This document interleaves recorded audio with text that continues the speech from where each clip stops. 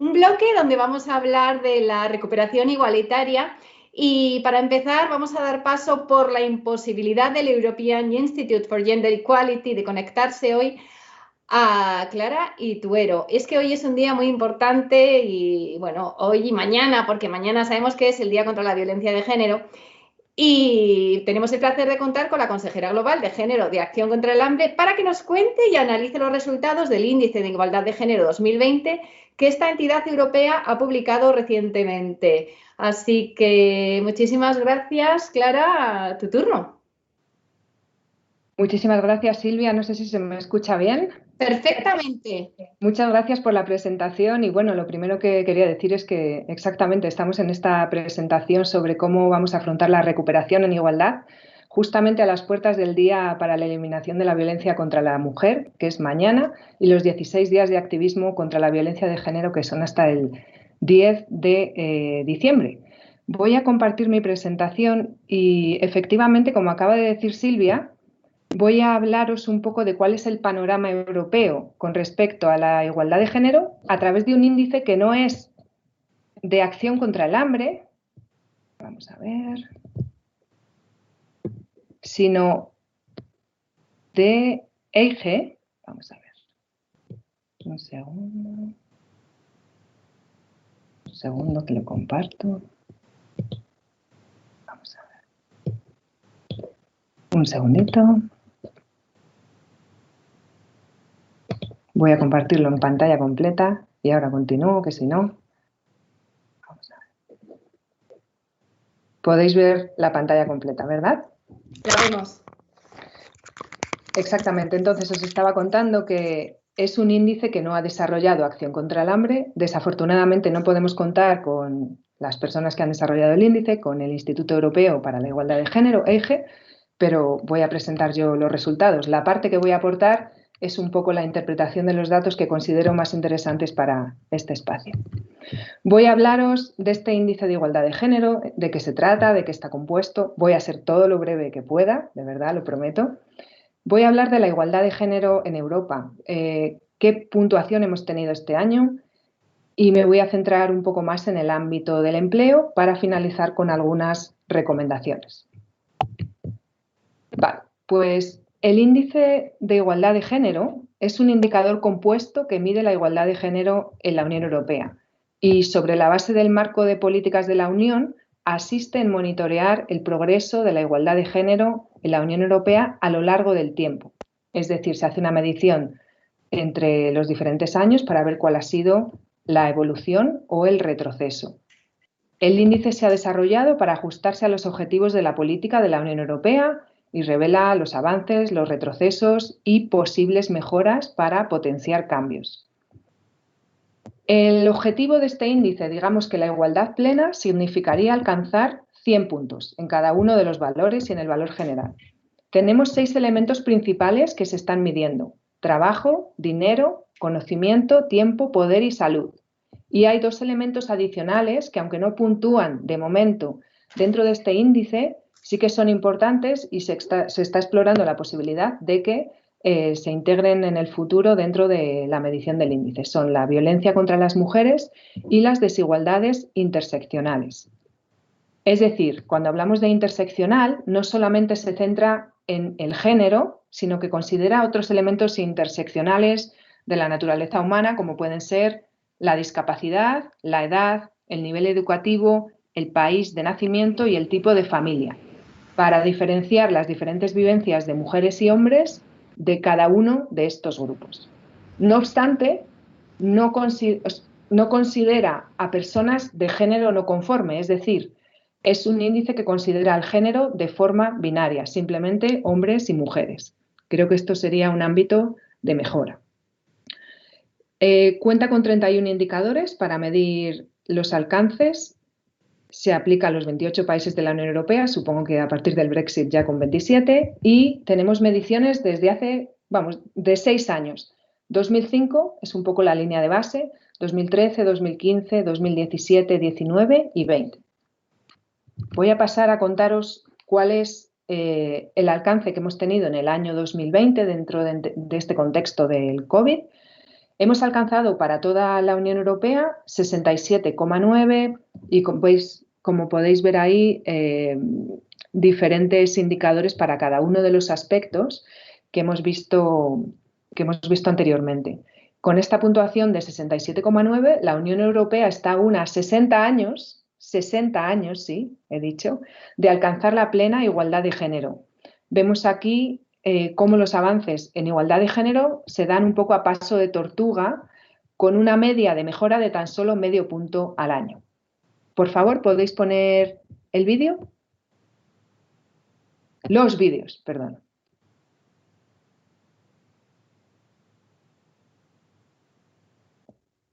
Seguro que vienen ya. Perfecto. Estas se hacen para generar expectación.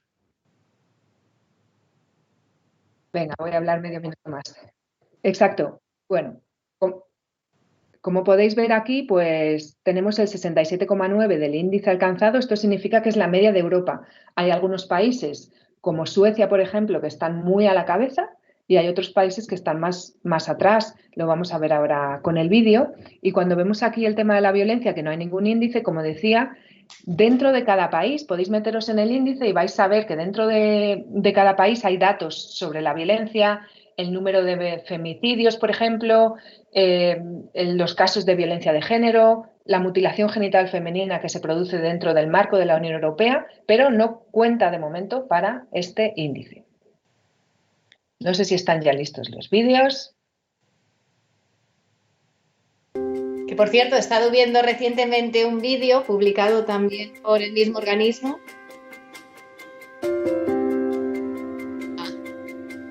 Genial.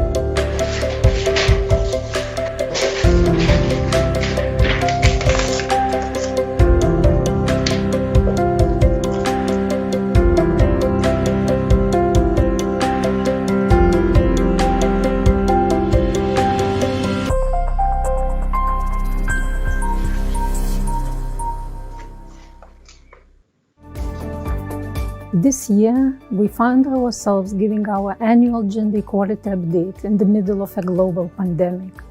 Entiendo que This están crisis a is pantalla having completa, serious ¿verdad? consequences for gender equality ¿Cómo de that are Yolanda? threatening to roll back some of the fragile achievements that have Sí. been made over the past Sí. decade.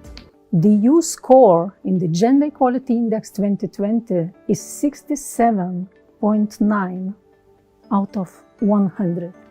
Como os decía, At yo this creo rate, que... the European Union is still at least 60 years away from gender equality upgrade. The top performing country in the gender equality in the European Union is Sweden, followed closely by Denmark and Vale. France. ¿Me The avisáis? countries most in need of improvement are Greece, Hungary, and Romania. The countries that have improved the most since 2010 are Italy, Luxembourg, and Malta. The countries with the least improvement since 2010 are the Netherlands, Poland, Hungary, and Czechia.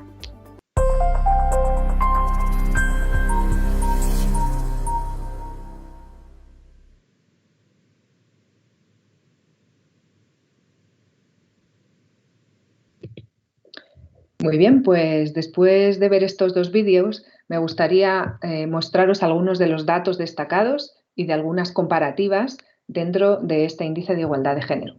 Podemos ver aquí a la izquierda arriba que la tasa de equivalente a empleo a tiempo completo ha aumentado entre las mujeres. Una de las problemáticas que se plantea es que hay dudas sobre el aumento de esta tasa en el futuro por la crisis del coronavirus. Vemos aquí debajo, en medio a la izquierda, el umbral, como en el Parlamento Europeo se ha superado el umbral del 40% para cada género en julio de 2019, un aumento desde las pasadas elecciones. Aquí podemos ver también, digamos que esta parte de la izquierda es la parte con los datos más positivos, la presencia de las mujeres en juntas directivas en grandes empresas con cotización pública ha aumentado enormemente con la aplicación de medidas vinculantes por algunos Estados miembros de la Unión. Sin embargo, vemos aquí algunos datos algo más negativos, que son la segregación de género en educación y en el trabajo. Traducido a idioma real, es que hay muchas más mujeres que hombres que han estudiado o trabajado en los sectores de educación, salud y actividades sociales. Muchas más mujeres se ocupan del cuidado de menores, nietas, nietos, personas mayores o personas que viven con una discapacidad cada día durante 1 hora comparado con los hombres. La pandemia de la COVID-19 ha aumentado la presión en las familias y sobre todo en las madres y en las madres solas. Después vemos debajo cómo las desigualdades en salud están aumentando entre las mujeres y los hombres que viven con una discapacidad, ya que son los que tienen más limitado el acceso a los servicios de salud. Clara, un minuto. ¿Sí? Un minuto. ¿Sí? Un minuto. ¿Me queda 1 minuto? 1. Voy rápido. El ámbito del empleo, me voy a centrar en el ámbito del empleo, me parece importante para este foro. En el ámbito del empleo se mide el nivel en que los hombres y las mujeres se benefician de un mismo acceso a unas buenas condiciones laborales. Y hay 2 secciones, la participación y la segregación y calidad del empleo. Podéis ver aquí los principales indicadores para el conjunto de la población de la Unión Europea. Os aconsejo que vayáis al índice para conocer en más detalle cómo afecta esto a cada uno de los países o a cada uno de los sectores de la población.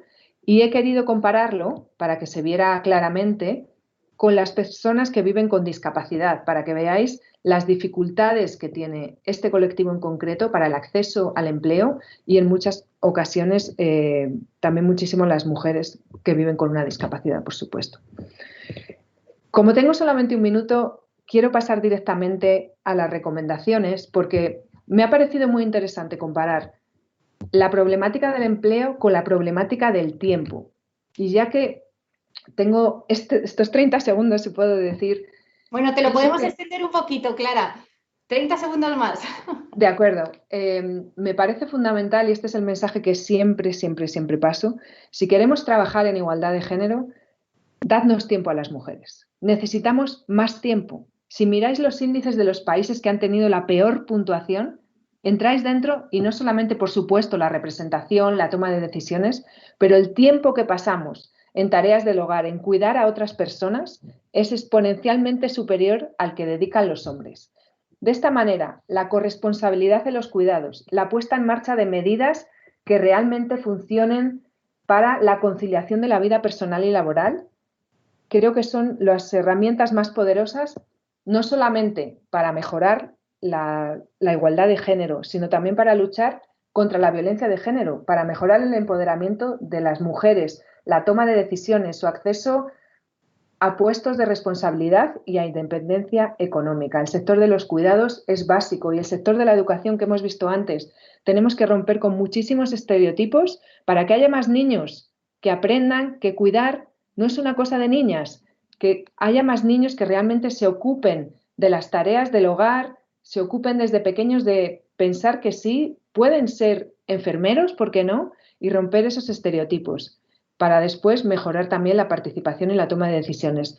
Había puesto un último vídeo con las recomendaciones del Instituto Europeo de Igualdad de Género. Es 1 minuto solo, no sé si valoráis. Vamos a ponerlo. Por supuesto que lo ponemos, Clara. Pues yo ya he terminado. Muchas gracias y si hubiera alguna pregunta, estamos aquí. Gracias. Pues muchísimas gracias. Vemos el vídeo. We need work-life balance policies that not only aim to get more women into the labor market, but which also aim to get men to do more housework and caring for children, older and sick family members, and persons with disabilities. We need more recognition and improved working conditions in the care sector, which could encourage more people, and especially men, to choose a career in this important area. We need to challenge gender stereotypes early on in the school system to encourage young people to choose their subjects freely, regardless of gender.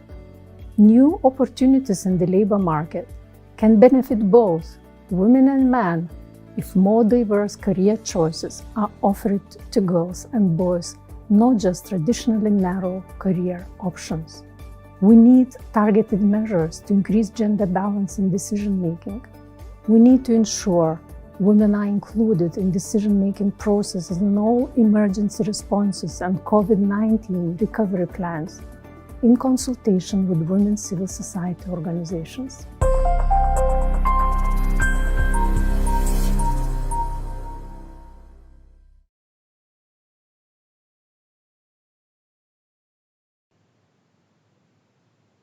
Pues nos ha encantado escuchar a Clara, nos ha encantado los vídeos, nos ha encantado todos los mensajes sobre las mujeres y vamos a seguir hablando de eso. Vamos a seguir hablando de eso con María García Sánchez, que es consultora de género y directora de programas de mujeres en igualdad, para escuchar cómo ha impactado esta pandemia en las mujeres y que desde esta organización, ¿qué se está haciendo para mitigar el efecto? Porque María, algo me dice que muchas cosas, ¿verdad? Bueno, muchísimas gracias por la invitación a la Confederación Nacional de Mujeres en Igualdad a participar en este evento, y que no es más que aportar y compartir, ¿no? Para crear una sociedad muchísimo mejor. Y lo que hago es darle continuidad a lo que ya ha puesto sobre la mesa Clara. Decía Simone de Beauvoir: no olvidéis jamás que bastará una crisis política, económica o religiosa para que los derechos de las mujeres vuelvan a ser cuestionados. Estos derechos nunca se dan por adquiridos y debéis permanecer vigilantes durante toda vuestra vida. El COVID-19 ha producido la crisis sanitaria, económica y social más importante de los últimos tiempos, y se han variado todas las agendas y prioridades políticas. Lo que es un hecho es que la pandemia está impactando de forma diferente en mujeres y en hombres, y los datos nos muestra que las mujeres y las niñas están más expuestas a las consecuencias negativas de esta crisis. Urge adoptar medidas que incorporen la perspectiva de género y que eviten que esta crisis aumente desigualdades y un retroceso en el ejercicio de los derechos de las mujeres y en el camino hacia la igualdad. Y es en donde se encuentra la Confederación Nacional de Mujeres en Igualdad, junto con otras entidades que estamos trabajando, ¿no?, para minimizar el impacto de género de la COVID. Es cierto que afecta a todas las personas, pero no a todas igual. Tiene un impacto negativo mucho más significativo en personas que ya presentaban antes una situación de mayor vulnerabilidad. Esta pandemia está teniendo el poder de visibilizar y magnificar desigualdades preexistentes, como la desigualdad de género. Hay quien dice que de la pandemia podemos sacar oportunidades y que podría representar un momento único para desafiar la dinámica social que arrastrábamos. Pero tendríamos que preguntarnos si existen indicios para pensar que cuando finalice la pandemia estaremos en una sociedad mucho más igualitaria, y cuáles serán las prioridades en un contexto de recorte. Creemos que es importante que, al margen de oportunidades y riesgos, realicemos un análisis desde la perspectiva de género que nos ayuda a comprender cómo y por qué la pandemia del COVID impacta de forma diferente en mujeres y hombres. Lo hace en el ámbito de la salud, cuidados que son el trabajo no remunerado, como bien ha contado Clara, el trabajo remunerado, las violencias y todo lo que tiene relación con la pobreza. Pero por centrarnos en el trabajo remunerado, es cierto que el mercado laboral se ha visto impactado de forma muy contundente por la crisis derivada de la pandemia, y a corto plazo podemos decir que los efectos serán diferentes en mujeres que en hombres, en coherencia con las desigualdades previas que ya existían en este ámbito. Durante el estado de alarma se han distinguido tres tipos de sectores o ramas de la actividad laboral: Algunos fueron declarados esenciales, que no cesaron su actividad en ningún momento. Otros fueron puestos en cuarentena para frenar la propagación del virus. Y el resto de sectores pues, ha sido variable, pues, atendiendo a las posibilidades de teletrabajo y, bueno, con posibilidades de cumplir con las directrices de sanidad.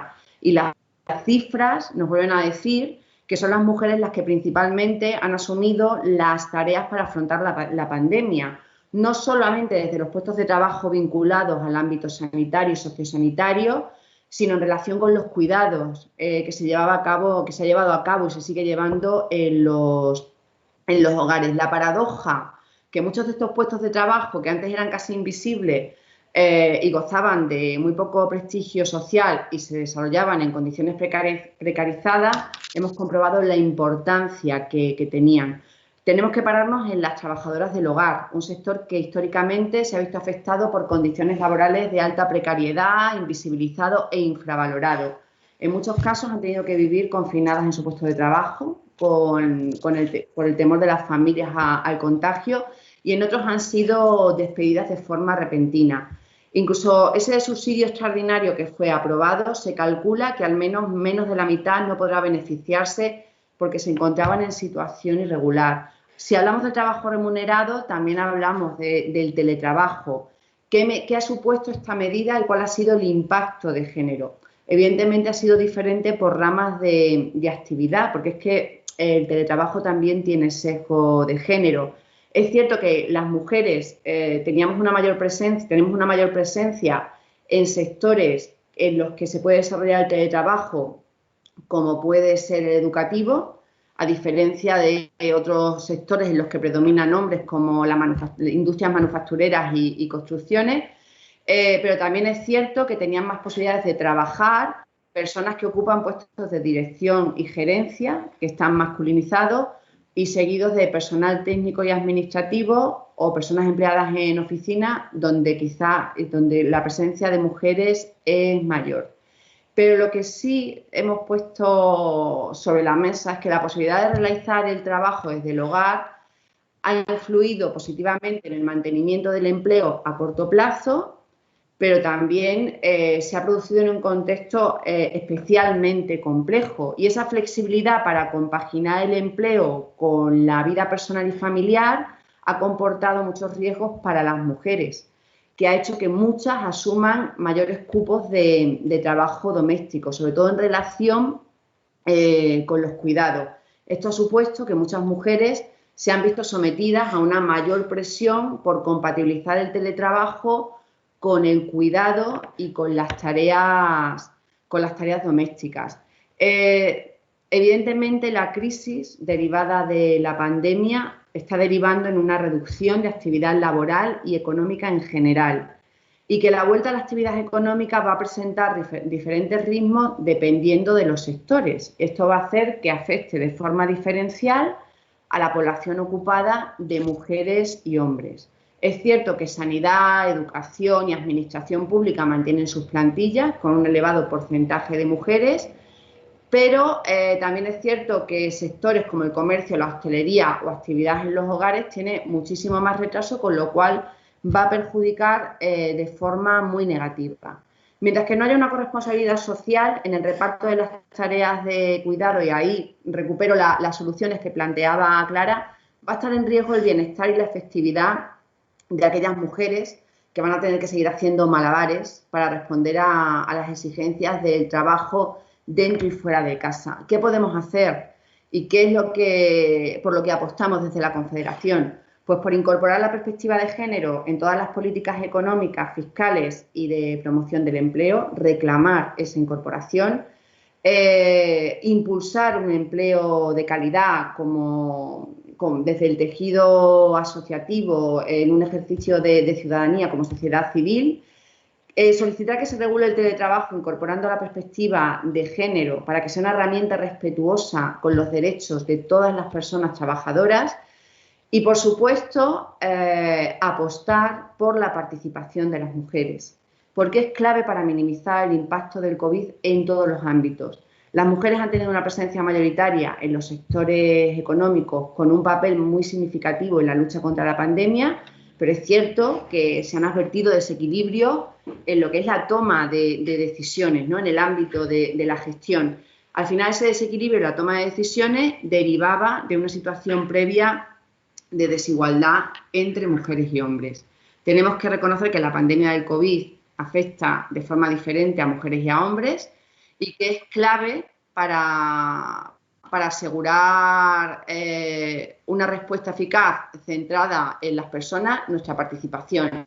Y que además tiene que ser, cualquier acción que llevemos a cabo tiene que ser sensible al género e involucrar a las mujeres en esos planes de respuesta y tomas de decisiones. Preguntaba o nos planteábamos, ¿no? Si tenemos una sociedad más igualitaria tras el COVID-19, pues no la vamos a tener si seguimos mirando hacia el otro lado. Y tenemos que aprovechar este momento para trabajar en un cambio fundamental en nuestros sistemas sociales, económicos y políticos que nos permitan afrontar esta crisis y las que puedan llegar. Y ha llegado el momento, que parece que siempre estamos repitiendo que ha llegado el momento, pero es que ya es que sí, que estamos en ese momento de escuchar con mucha más atención a todas las personas que reclamamos una sociedad mucho más justa, más feminista, sostenible, igualitaria e inclusiva. Y esa es nuestra apuesta y el trabajo que hacemos desde la Confederación, por supuesto en colaboración, como no podía ser de otra manera,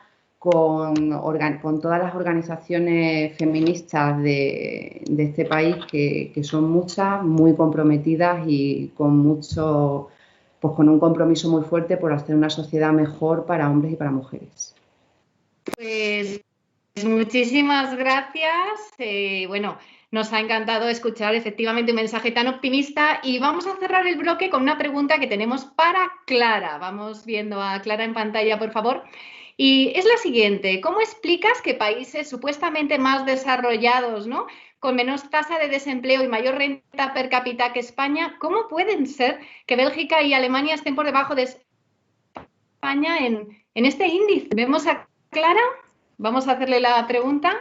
Si no, pasaríamos al siguiente bloque y luego volveríamos. Pero es una pregunta muy interesante que nos llega del público y nos gustaría poder escucharla. Muchas gracias. Bueno, tenemos que darnos cuenta que me parece muy interesante que dentro del índice no solamente se midan factores económicos, sino que se mide también el tiempo.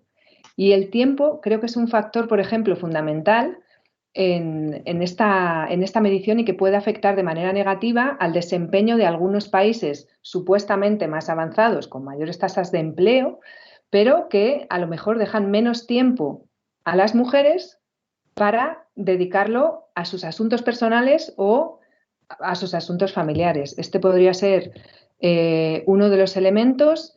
Después tenemos el factor del conocimiento, el poder, la salud también. Y bueno, para mí estos factores no influirían tanto, pero sería sobre todo la parte del tiempo, porque creo que en estos casos el tema del poder sí que está más equilibrado dentro de las instituciones públicas, del gobierno, etcétera.